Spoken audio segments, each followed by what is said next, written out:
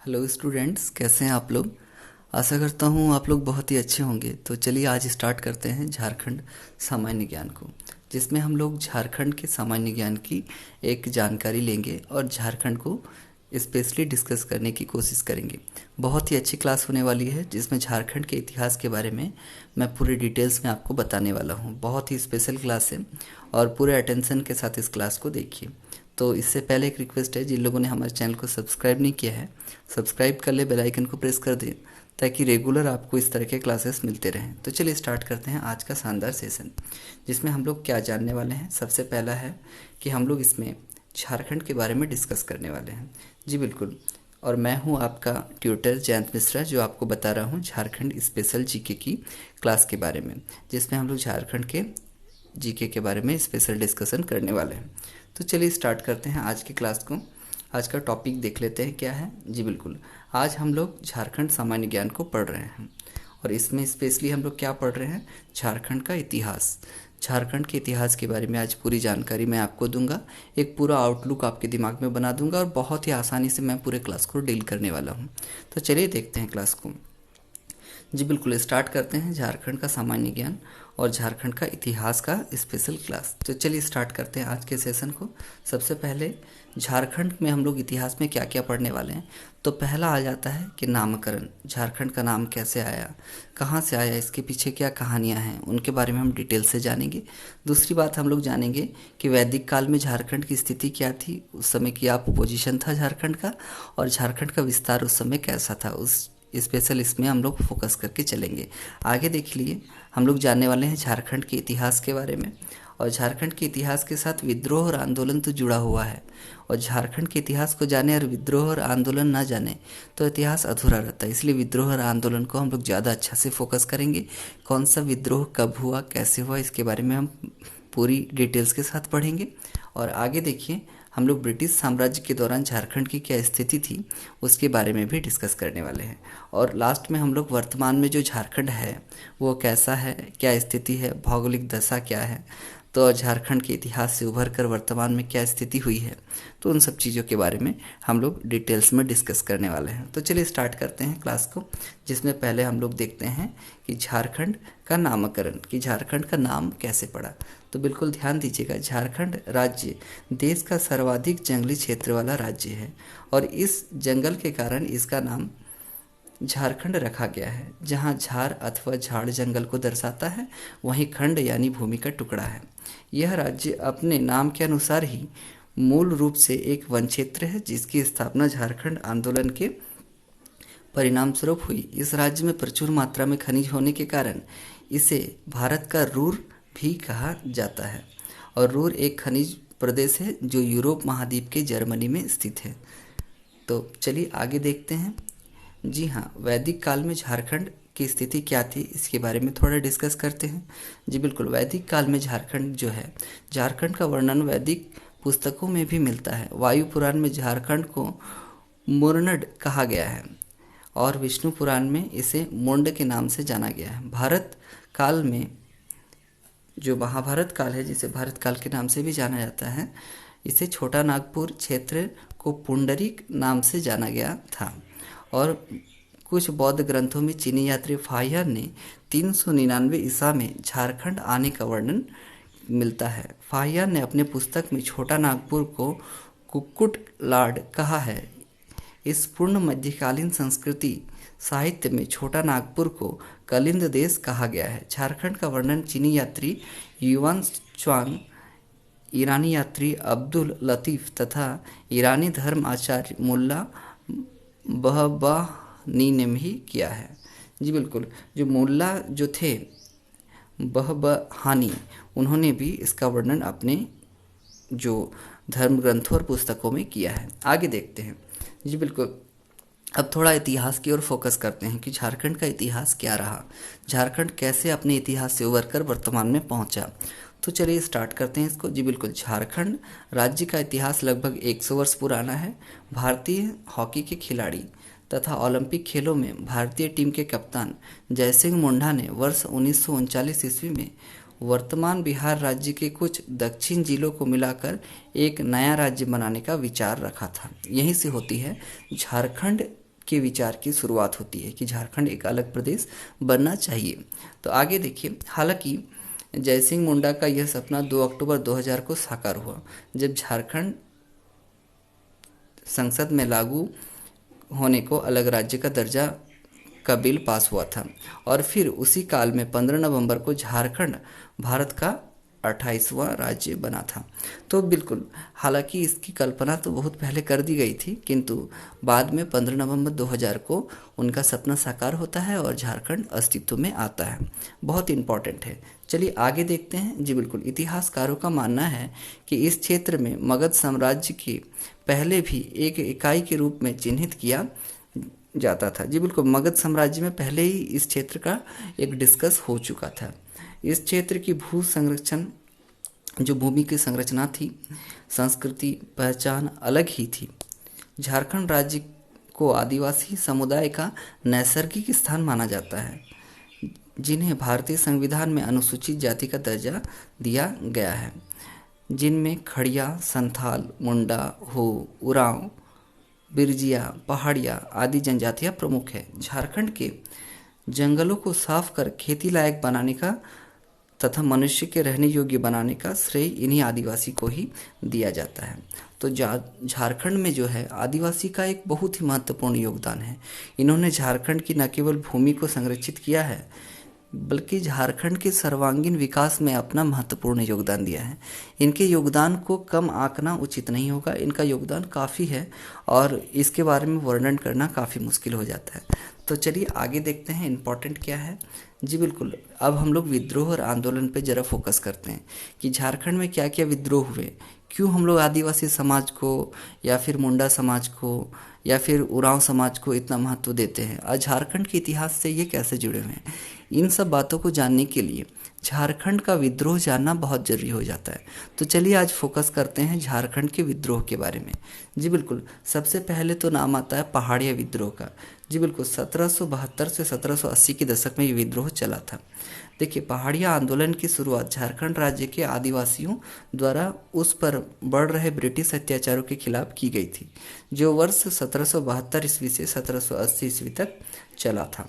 जी बिल्कुल, पहाड़िया आंदोलन बहुत ही महत्वपूर्ण हो जाता है, और इसलिए महत्वपूर्ण हो जाता है क्योंकि ये ब्रिटिश सरकार और इसकी सत्ता के खिलाफ किया गया पहला आंदोलन था, जो 1772 से 1780 तक चला था। चलिए आगे देखते हैं।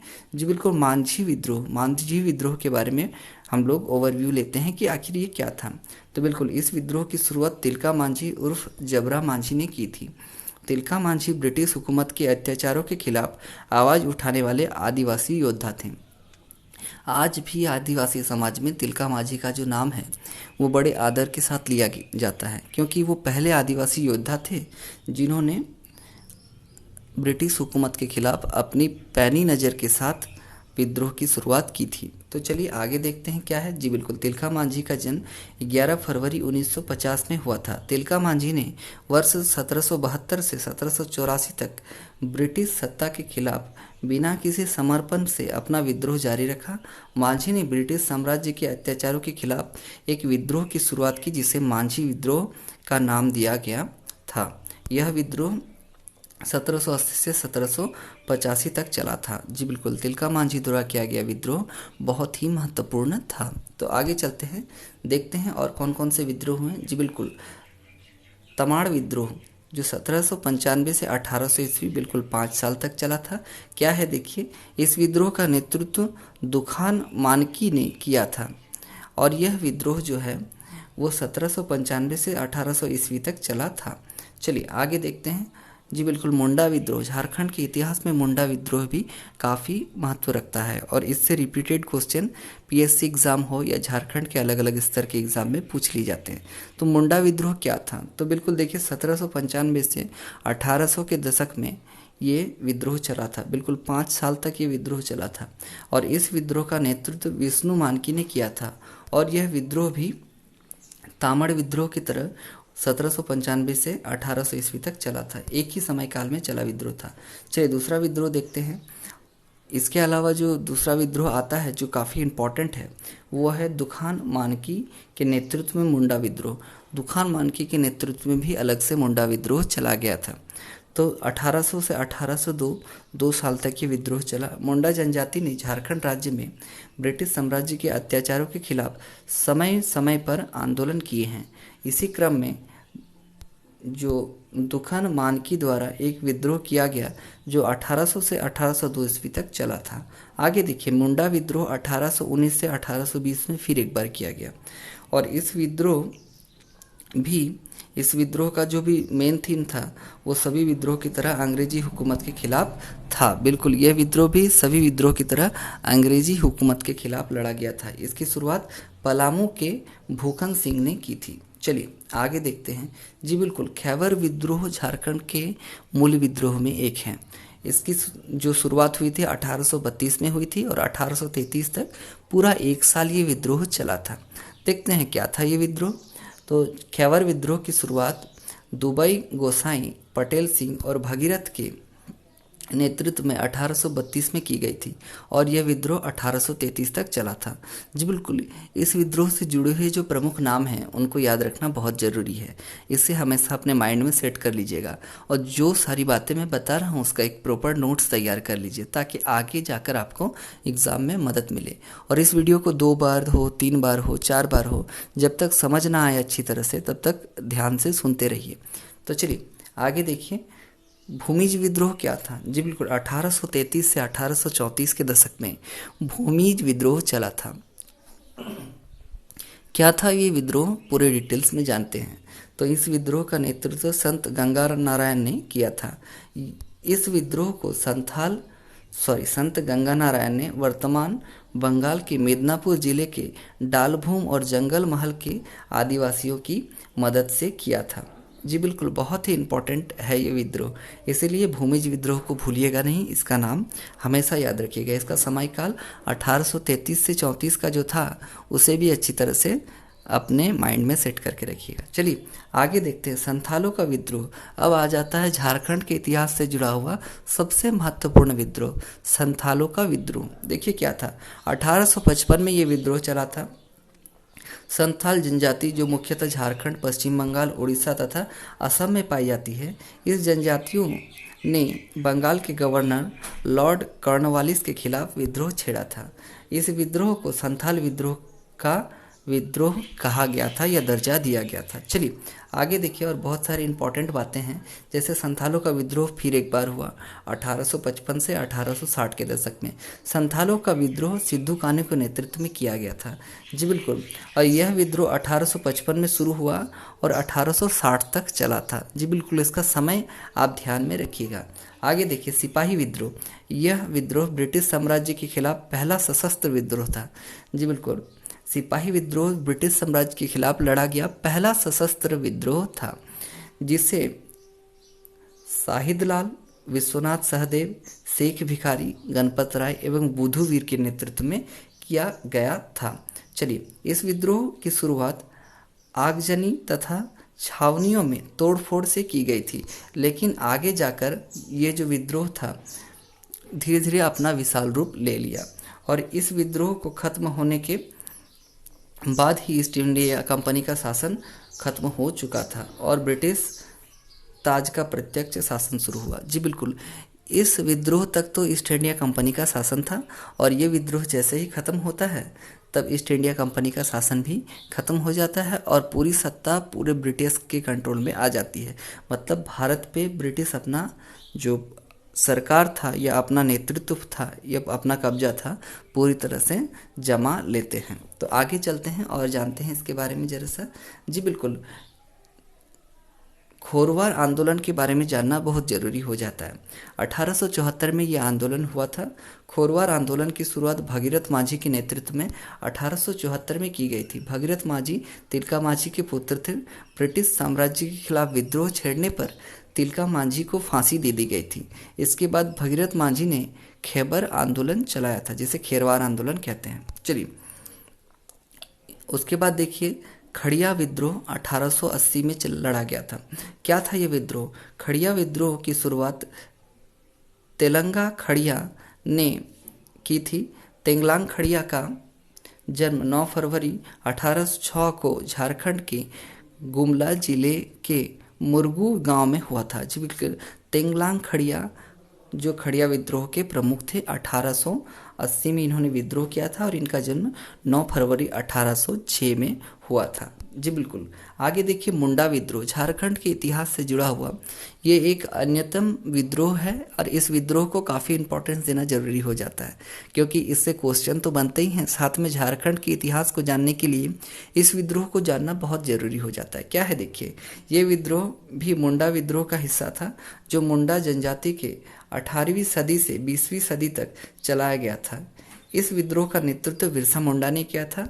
बिरसा का जन्म झारखंड के ओलीहातू नामक स्थान में हुआ था। बिरसा के नेतृत्व में झारखंड के उलगुलान नामक महान आंदोलन किया गया था। मुंडा जनजाति के लोग आज भी बिरसा को भगवान के रूप में पूजते हैं या उसकी प्रतिमा बनाकर उसका आदर सम्मान इज्जत के साथ उसको भगवान का दर्जा देते हैं, क्योंकि बिरसा मुंडा ने अपने जो पिछले मुंडा आंदोलन जो चले आ रहे थे उस मुंडा आंदोलन में जान फूंक दी थी और उन्होंने न केवल ब्रिटिश सरकार के खिलाफ विद्रोह किया, बल्कि ब्रिटिश सरकार के अपने नेतृत्व के कारण, कुशलता के कारण दांत भी खट्टे कर दिए थे। इसीलिए बिरसा मुंडा को मुंडा समाज के लोग आज भी भगवान की तरह पूजा करते हैं। तो चलिए आगे देखते हैं। ये तो थे झारखंड के बहुत सारे विद्रोह। इन विद्रोह के अलावा और भी कई विद्रोह ब्रिटिश साम्राज्य के खिलाफ किए गए, लेकिन इन्हें इतना मतलब प्रश्रय नहीं मिला, भारतीय ब्रिटिश सेना द्वारा निष्फल कर दिया गया था और जिस कारण से इन विद्रोह का नाम उतना हाईलाइट नहीं होता है। इन विद्रोह के बाद वर्ष 1914 ईस्वी में विद्रोह किया गया था, जिसका नेतृत्व ताना भगत ने किया था। इस विद्रोह में ताना भगत ने 26,000 आदिवासी के सहयोग से किया था। जी बिल्कुल, ताना भगत ने 26,000 आदिवासियों का सहयोग लिया था इस विद्रोह को करने में। काफ़ी इम्पोर्टेंट हो जाता है और जिससे ब्रिटिश साम्राज्य को भारी नुकसान हुआ। ब्रिटिश साम्राज्य अस्त त्रस्त हो गई उनके विद्रोह को देखकर, और इस आंदोलन से प्रभावित होने के बाद ही महात्मा गांधी ने सविनय अवज्ञा आंदोलन की शुरुआत की थी। जी बिल्कुल, आपको ये क्वेश्चन पूछा जाता है कि जो महात्मा गांधी ने सविनय अवज्ञा आंदोलन की शुरुआत की थी वो किस आंदोलन से प्रेरित होकर की थी, तो आपको ये बताना है कि ताना भगत जो आंदोलन हुआ था उससे प्रेरित होकर इस आंदोलन की अर्थात सविनय अवज्ञा आंदोलन की शुरुआत की गई थी। तो ये था इम्पोर्टेंट। तो चलिए आगे बढ़ते हैं और देखते हैं ब्रिटिश साम्राज्य के दौरान झारखंड की क्या स्थिति रही होगी, या झारखंड कैसा फला फूला उस दौरान, या झारखंड में क्या क्या हानियां हुई, क्या क्या लाभ हुआ उस दौरान ब्रिटिश साम्राज्य की स्थिति के समय। तो चलिए देखते हैं इसको। जी बिल्कुल, वर्ष 1765 में यह क्षेत्र ब्रिटिश साम्राज्य के अधीन हो गया था। ईस्ट इंडिया कंपनी ने यह झारखंड क्षेत्र के लोगों को गुलाम बनाकर उन पर जुल्म करने शुरू किए, जिसके परिणाम स्वरूप यहाँ के लोगों ने ब्रिटिश साम्राज्य के खिलाफ विद्रोह की भावना पैदा हो गई। और यहाँ के लोगों में विद्रोह की भावना पैदा होना लाजमी था। जब किसी पर अत्याचार अत्यधिक हो जाता है तो वहाँ विद्रोह होना लाजमी हो जाता है। तो आगे देखिए, 1857 में अंग्रेजों के खिलाफ विद्रोह हुआ, लेकिन यहाँ के आदिवासियों ने लगभग 100 साल पहले ही अंग्रेजों के खिलाफ विद्रोह की मुहिम छेड़ दी थी। आदिवासियों ने झारखंड की जमीन की रक्षा के लिए ब्रिटिश साम्राज्य के कई विद्रोह किए और तिलका मांझी ने सबसे पहले ब्रिटिश साम्राज्य के खिलाफ विद्रोह के खिलाफ मुहिम छेड़ी थी। और 1796 में एक आदिवासी नेता संत लाला ने जमींदारों तथा ब्रिटिश जो साम्राज्य थे उसके खिलाफ सरकार से अपनी ज़मीनें छुड़वाने तथा पूर्वजों की ज़मीन पुनः स्थापित करने का प्रण लिया, और ब्रिटिश साम्राज्य जो था उसकी सरकार ने अपने सैनिकों को भेजकर तिलका मांझी के विद्रोह को कुचल दिया था। तो झारखंड के इतिहास में ये विद्रोह जो था वो काफ़ी महत्वपूर्ण था। इसके अलावा झारखंड साम्राज्य जो ब्रिटिश के काल में था उसमें झारखंड पर काफ़ी अत्याचार हुए, काफ़ी लोगों का दमन किया गया, काफ़ी लोगों को गुलाम बनाया गया, काफ़ी लोगों को तो फांसी चढ़ा दिया गया। पर तिलका मांझी ने झारखंड में ब्रिटिशों के खिलाफ विद्रोह की शुरुआत बहुत पहले कर दी थी। आप इतिहास में पढ़ते होंगे कि जो मुख्य विद्रोह शुरू हुआ वो 1857 की क्रांति के बाद शुरू हुआ और 1947 में भारत को आज़ादी मिली। पर वास्तव में जो झारखंड में ब्रिटिश के शासन के खिलाफ विद्रोह था वो लगभग 100 साल पहले ही चालू हो चुका था, और यह विद्रोह तिलका मांझी के नेतृत्व में शुरुआत किया गया था। तो चलिए आगे देखते हैं और क्या इंपॉर्टेंट है। जी बिल्कुल, ध्यान दीजिएगा, सन 1797 में अन्य जातियों ने ब्रिटिश हुकूमत के खिलाफ विद्रोह छेड़ दी। इसके बाद पलामू के चेरो जनजाति के लोगों ने 1800 ईस्वी में ब्रिटिश साम्राज्य के विरुद्ध विद्रोह शुरू किया और इस विद्रोह के साथ ठीक 7 साल बाद 1707 ईस्वी में बैरवे में ऑरेंज के गुलाम के पश्चिम से श्रीनगर में अपने बड़े मालिक की हत्या कर दी। जी बिल्कुल, यह बात शीघ्र ही गुलाम तथा आसपास के इलाकों में फैल गई। आसपास के मुंडा जनजाति के लोगों तथा तामर इलाकों में फैले हुए लोगों ने ब्रिटिश राज्य का विद्रोह किया। 1813 ईस्वी में क्या होता है कि विद्रोह में गुलाम सिंहभूम बेचैन हो गए थे, लेकिन फिर 1820 में खुलकर जमींदारों तथा अंग्रेजों के खिलाफ विद्रोह करने लगे। इससे जो लाका कोल रिसिंग्स 1820-21 के नाम से जाना जाता है। जी बिल्कुल, लाका कोल रिसिंग्स 1820-21 के नाम से जाना जाता है। फिर महान कोल रिसिंग्स आया और यह विद्रोह 1832 में जो था वो आगे कंटिन्यू किया गया और यह विद्रोह झारखंड के जनजातियों द्वारा किया गया एक बड़ा विद्रोह था और इस विद्रोह ने ब्रिटिश साम्राज्य को काफ़ी परेशान किया था, परेशान करके उनके दांत खट्टे कर दिए थे। और 1855 में संथाल जो थे वो सिद्धू कानू जो 2 भाई थे के नेतृत्व में संथाल विद्रोह हुआ था और ये संथालों द्वारा किया गया महत्वपूर्ण विद्रोह था और इस विद्रोह से अंग्रेजी हुकूमत को काफ़ी परेशानी हुई थी। लेकिन फिर बाद में ब्रिटिश ने सकारात्मक सोच के साथ इस विद्रोह का दमन किया और इन्हें भी कुचल दिया। जी बिल्कुल, ब्रिटिश में एक चीज़ बहुत अच्छी थी कि उनमें पॉजिटिविटी बहुत थी। वो किसी भी विद्रोह को कुचलने के लिए अपने में यूनिटी रखकर अंतिम हद तक जाते थे। डिवाइड एंड रूल तो करते ही थे, साथ में क्या होता था कि वो हर स्तर से कोशिश करते थे प्रलोभन देकर विद्रोह को कुचल देने का और वो इसमें सक्सेस हो जाते थे क्योंकि उनके पास उचित साधन और आवश्यक वस्तुएं थी। तो आगे चलते हैं, देखते हैं।